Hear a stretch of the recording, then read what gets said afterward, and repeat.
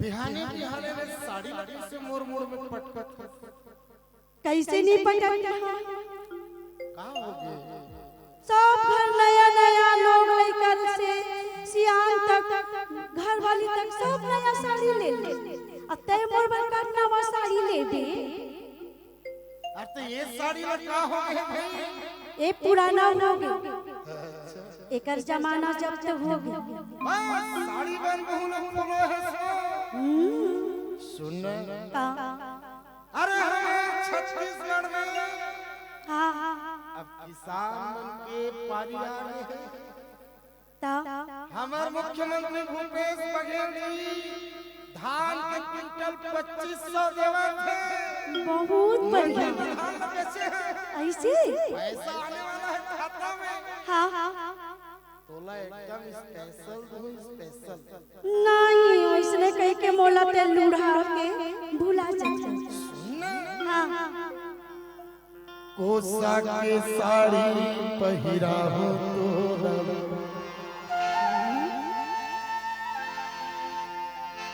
चांदी के साड़ी पहिरा हो तोरा सोने के कंगना पहिरा हो तोरा पुन्नी के मेला ले जाओ तोरा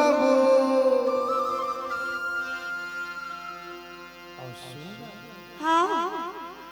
राजी में का होती ढेलवा घर सीतो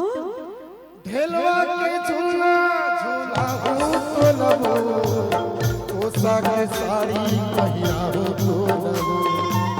चांदी के साड़ी पहिरा हो तो लबो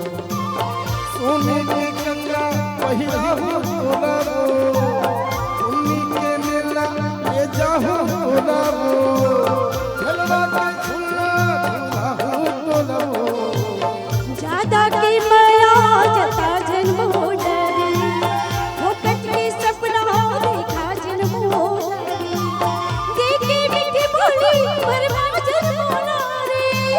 मेरी मेरी पगली बरवा जन्म ना रे चुप से रही बकिया जन्म ना रे कोसा के साड़ी पहिरा हो तोला चांदी के साड़ी पहिरा हो तोला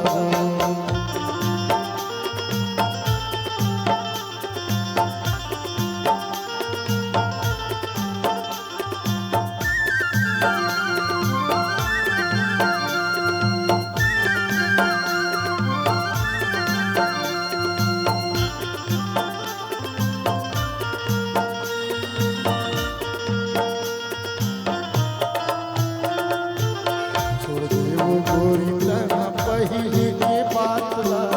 दगर करो अबकी बात काहे भरोसा तोरी काहे विश्वास रे क्रिया का संगरबा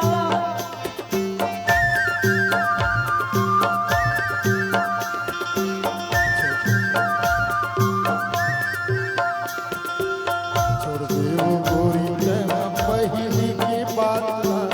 दगर करो अबकी बात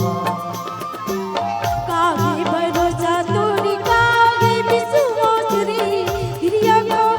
संगरबा जिन खावे तेन खावा हो तोला सीखो को बोला पिया हो तोला आय हो ही सरकार देखा हो तोला कोसा के साड़ी पहिरा हो तोला चांदी के साड़ी पहिरा हो तोला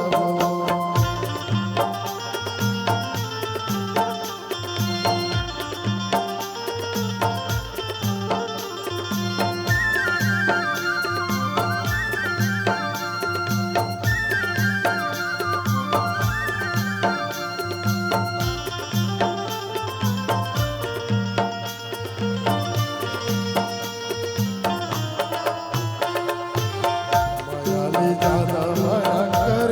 मैं तोला तही मोरी जिंदगी तही जान तोरी बिना मोह तो लगे नहीं सकोरे नी डरे मोरे